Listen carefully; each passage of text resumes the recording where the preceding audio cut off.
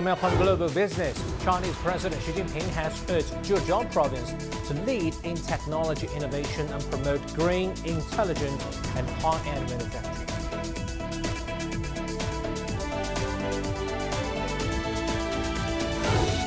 The China-European high-level economic and trade dialogue commenced in Beijing on Monday, resuming offline for the first time in 3 years. In Thailand, 30-day visa-free policy for Chinese tourists officially takes effect today. We take a close look at how the tourism market is responding. From CGTN headquarters here in Beijing, this is Global Business. I'm Jun Feng. Chinese President Xi Jinping has urged East China's Zhejiang province to strive towards writing a new chapter in advancing Chinese modernization. President Xi made the remarks during his inspection of the province last week. During his trip, President Xi Jinping visited cities including Jinhua and Shaoxing, where he inspected places including the countryside, a trade market, an exhibition hall and a cultural park. On Thursday afternoon, the president listened to the work reports from the Zhejiang Provincial Committee and provincial government, praising Zhejiang's progress and setting new goals. He highlighted the need for Zhejiang to lead in technological innovation, boosting scientific capabilities and fast-tracking advancements in technology.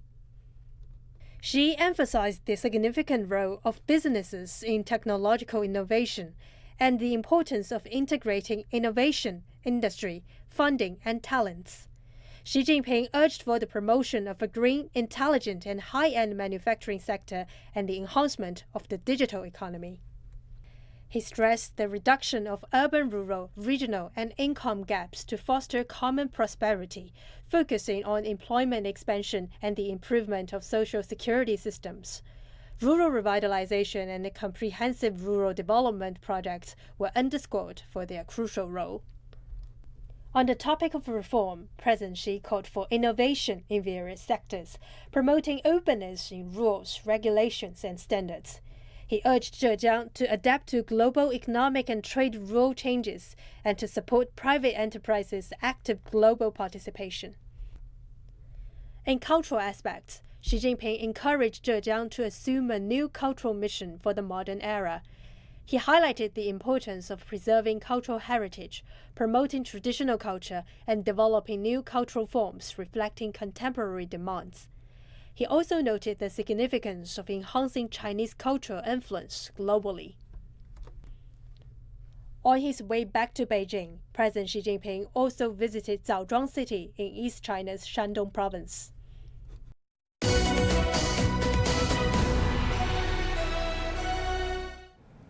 The China-European Union high-level economic and trade dialogue commenced today in Beijing, resuming offline for the first time in 3 years. Our Lucy Ray has more details. So the dialogue has been held in Beijing, and Chinese Vice Premier He Lifeng co-chaired the meeting with European Commissioner for Trade, Valdis Dombrovskis.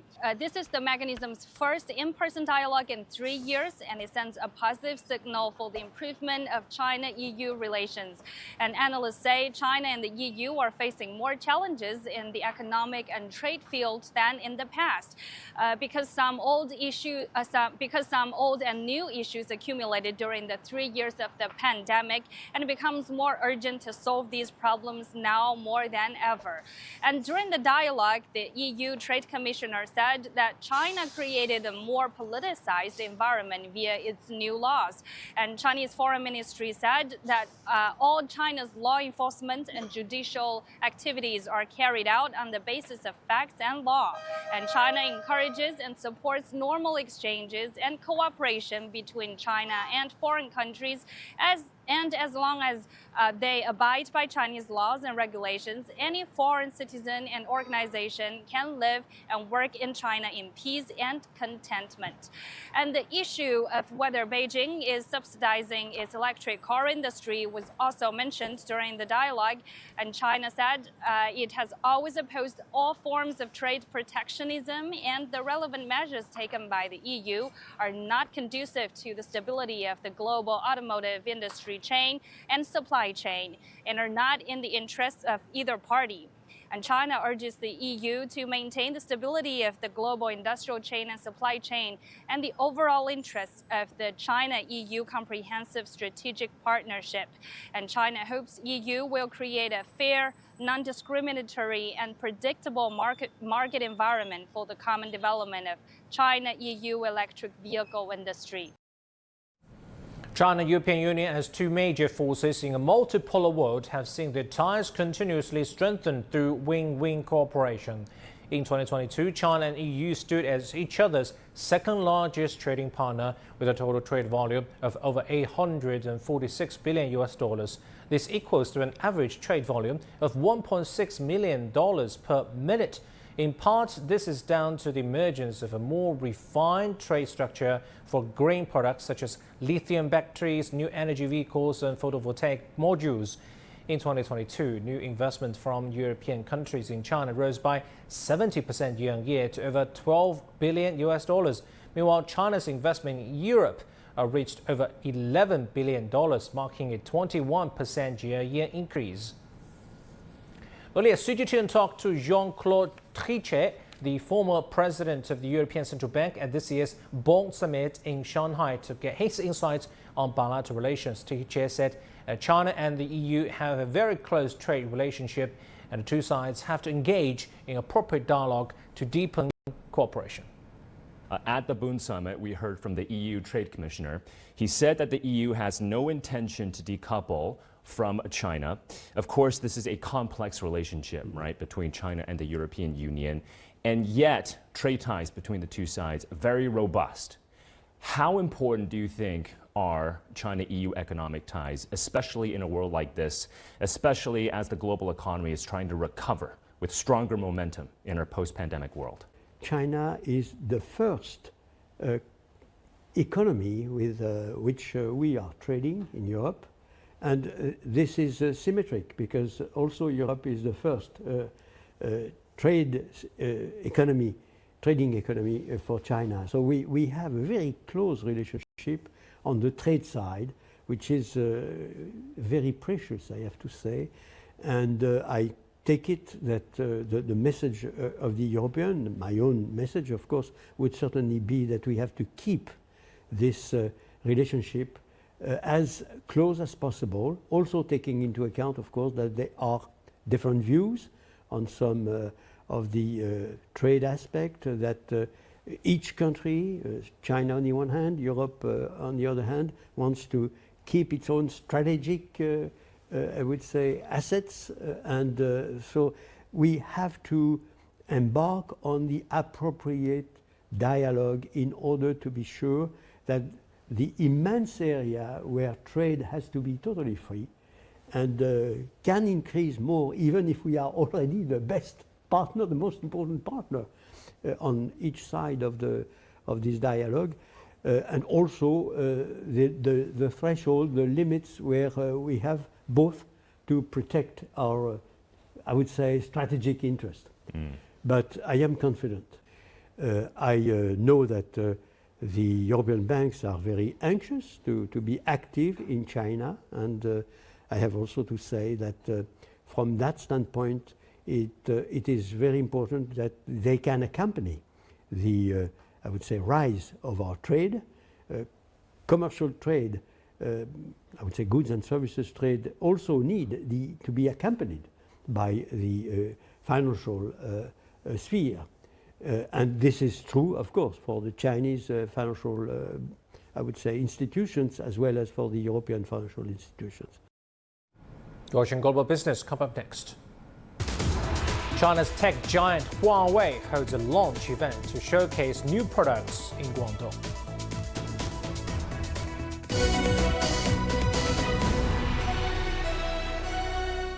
The world economy as we know it is about to change. Global business reports highlight emerging markets, developing countries, and dynamic sectors worldwide. We feature top analysts and newsmakers to provide perspectives on every facet of business. From an on-the-ground perspective, we provide you with balanced and objective assessments. Fast, sharp, and insightful. Global Business, only on CGTN.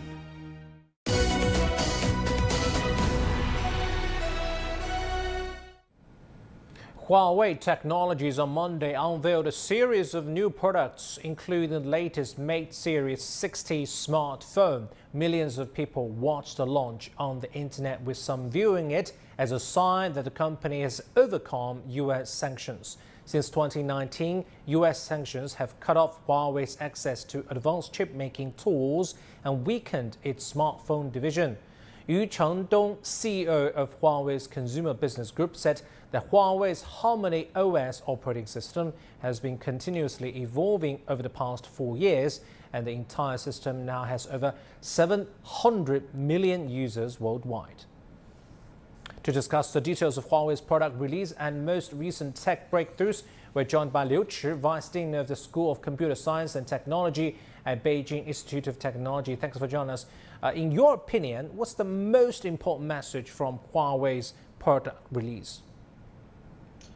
Thank you. I think we should definitely congratulate Huawei to launch a series of new products, including the Mate 60 series and MatePad and the smartwatch, even the smart car products. I think the most impressive message to me are two things. One is the variety of homemade new technologies are integrated into these products. Two is Huawei's key technology self-reliance. I would like to give an example following Mate 60 series having the satellite communication capabilities, and now it's much smaller device. Huawei Watch Ultimate becomes the first smartwatch with that satellite message services. Will allow users to send messages over the satellite connectivity when the we talk about LTE, 4G, 5G network may not be available. How important is the supply chain surrounding Huawei's consumer products, Mr. Liu? The importance of Huawei's consumer products is of no doubt. However, the whole world is witnessing the fundamental transition for Huawei to rely on overseas, from relying on the overseas manufacturers to the homemade companies to strengthen, I mentioned these self-reliance. The Huawei's Mate 60 series used a domestic developed Kirin 9000S chip, which is designed by Huawei and fabricated by the China's Semiconductor Manufacturing International Corporation, which is SMAC. And this chip is using a 7 nanometer process, indicating that China is making a stride improving its domestic chip production ecosystem. And that will reach 50 million smartphone users powered by this Kirin chips in this year, and the figure will projected rise to the 70 million expected next year. Wow, that's a very big number. How can Huawei's developments and technology breakthroughs, as we mentioned, help promote related industries? Huawei always put a huge emphasis on technology development. In the past, I should say 10 years or 20 years. It's not a one night progress. It has made significant progresses. Mobile operating system, you mentioned about this Harmony OS. So previously, people know about iOS, people know about Android, even Symbian's previously. But now Huawei has its own mobile OS, which is Harmony OS.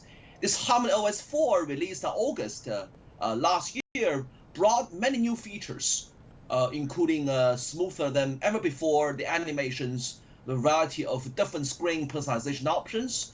The efficiency, speed, and the entire system has been improved tremendously compared to the past generation. Another thing is the wireless transmission technology, which is called Neuralink by Huawei.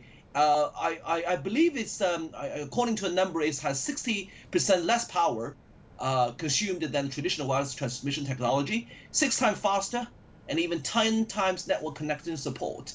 And it uses a lot of different kind of standards integrate together, including Bluetooth. It can solve the needs in the home environment for connecting those smart devices to meet the ultimate experience, such as the low latency and high reliability applications. Thank you so much for insights. That's Mr. Liu Chi for us from the Beijing Institute of Technology. Now let's move on to some other headlines we're tracking at this hour. An IFO Institute survey released on Monday showed German business sentiment deteriorated slightly in September, falling for the 5th month in a row. Klaus Wohlrab, the institute's head of survey, says the German economy was likely to contract in the third quarter after stagnating in the second quarter. France's central bank governor said Monday that the European Central Bank should maintain its interest rate at the current level long enough to control inflation but avoid more hikes that could damage the economy. He said it was time to focus on the persistence of policy rather than pushing interest rates even higher. Japan's Prime Minister Fumio Kishida unveiled on Monday the main elements of a new economic stimulus package to be complied in October. The package is set to help households ease the pain of rising prices and boost wages. Kishida also stressed the importance of currency to move stably, reflecting fundamentals. Now, Thailand's 30-day visa-free policy for Chinese and Kazakhstan tourists officially takes effect today and will last February until February 29th next year. How is this tourism policy responding, tourism market responding to the policy, and what is the tourist experience like for Chinese tourists for this Southeast Asian country? Our Ho Jing tells us more from Thailand. Sawadee-ka! From September 25th onwards, Chinese and Kazakhstan tourists entering Thailand will have saved 2,200 Thai baht, or about 440 Chinese yuan, for every visa application under the 30-day visa-free policy. What's more, the convenience of the policy can bring better travel experiences to the tourists. I missed the chance to enjoy the visa-free policy, but I spoke to some people in Bangkok about their travel experiences in Thailand. 不错，很好。 Wonderful. The attitudes of local people are very good, and they're very warm-hearted. The environment and other aspects are good for our stay in Thailand.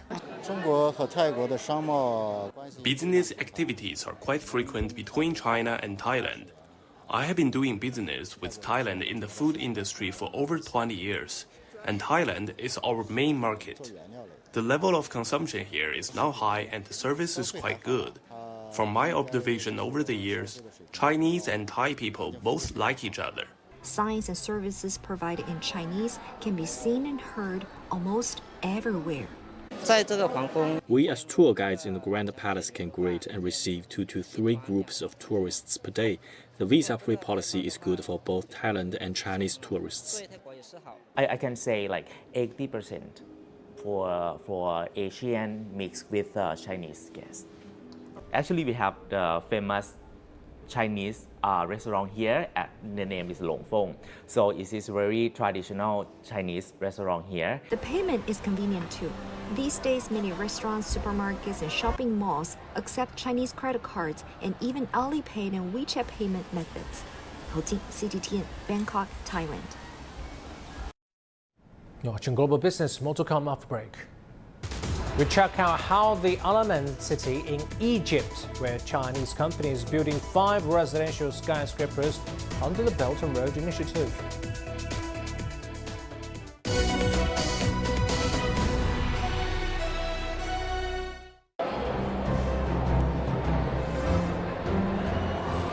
What are you still standing here for? Come join us. Take a flight, catch a train, hop on a bus. We are traveling to places of different cultures and languages. Mais Medium reportage is Almaty, Kazakhstan. À Dubaï, aux Émirats Arabes Unis. Desde las calles de Rio de Janeiro. للمشاريع في Dhaka, Bangladesh. And what are we looking for? Infrastructure along the Belt and Road countries.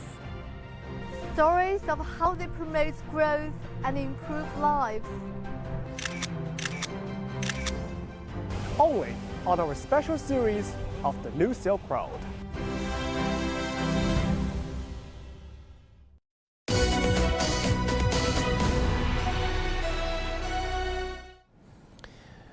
Over the past decade, 152 countries and 32 international organizations have signed up to the Belt and Road Initiative.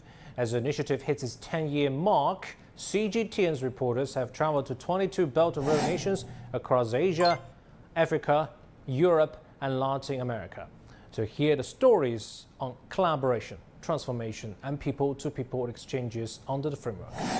Setting off from Kunming, capital of China's Yunnan province, our reporters are heading to Bangladesh, Egypt, Cambodia.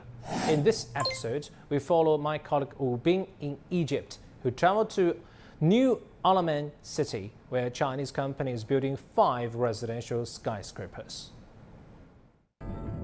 Egypt is more than 90% desert. And to deal with a growing population, the Arab nation has decided to build new cities in the middle of it. We travel 4 hours from Cairo to New Alamein city to learn about how this is all happening. In the heart of the new city, they are constructing 5 tall apartment buildings. Even from a distance, you can see the towers standing high in the desert. One of them, the Alamein Downtown Towers project, has a skyscraper that will be over 300 meters tall and become the 2nd highest in Africa. All of this is part of Egypt's plan to make modern green cities. So let's start with the design. The weather here gets strong sunlight and is very dry, so we designed the Alamein project as if it's an oasis in the desert. But it's not just the design. They are also doing things while building to make it more eco-friendly. When you are standing in the middle of the desert, the scorching heat is really burning your skin, and that means staying cool indoors also wastes a lot of energy. And the Alamein Downtown project built by China promises a solution, adding 1 more layers of material inside the wall to keep the heat outdoors. Chief designer Fan Xinfeng showed us the material. It's common in China, but new to Egypt. 岩棉就是岩石的岩。对 ，wokru 就是那 wokru 就是那个英语翻译就是岩石的。The material is fireproof, moisture resistant, and it keeps the heat outside, helping the room stay cooler. And in just one way, they're saving energy. 我们在这个项目各个阶段都践行了低碳环保。 We are using low-carbon, environmentally friendly methods at all stages of this project. For construction, we are using aluminum forms that can be used more times than wooden molds, saving a lot of wood. Through the project, we are aiming for a comprehensive, low-carbon, eco-friendly approach. 木材的使用。 The company's focus on green construction is also influencing local workers, and the development of these new cities is prioritizing sustainability. I see that in our projects, all the Chinese is very care about the green building. China is very first country that will be become in the future all the China that will be green building. So this will be help Egypt to be the same. And I see that in our project. When it's done, New Alamein city will be home to over 3 million people and serve as a cooler summer destination compared to Cairo. Wu Bin, CGTN, El Alamein, Egypt.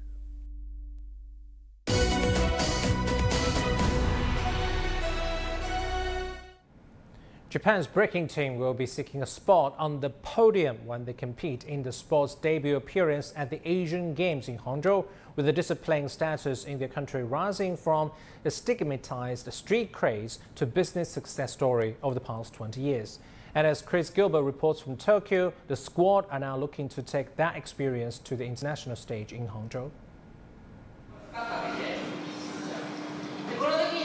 Breaking in new ground. These young faces might be gold medalists one day. In this downtown Tokyo studio, B-Boy Ma teaches not just the moves, but the ethics and feeling of street culture. Breaking has become more and more popular across the world, from the street now to the studio. Its popularity is only rising, and I believe it will continue to grow into the future. The sport has been built from the ground up.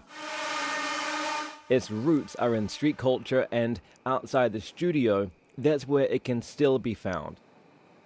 Here at Mizunokaji Station, Japan's breakdancing mecca. This is the spot where it all began. In the 1990s, pioneering breakers got permission from the train station to use this space to practice, to make breaking seen and understood by the public. It was a wild success. In fact, breaking is now part of the city's urban policy. 30 years later, budding b-boys are still using the station's floor-to-ceiling windows to perfect their style.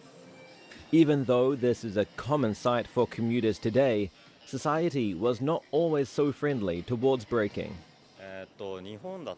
In Japan, there was a stigma about breaking. We were seen as crass or partiers, bad people who you did not want to get close to. Now, breaking has become an official sport, and there's an increasing number of good people in the scene. It's gained a good reputation. I can feel the change.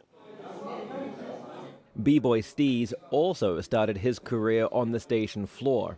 Now he's celebrating the 10-year anniversary of his breaking apparel brand, a success of the sport's breakthrough popularity. The brand emerged out of breaking, and we stayed true to those origins. Like the logos are positioned where they can be best seen while dancing. This is not just to make the clothing popular, but to emphasize the ideas and concepts of breaking. It's a fine line to walk between enjoying the success of the sport and staying true to its roots.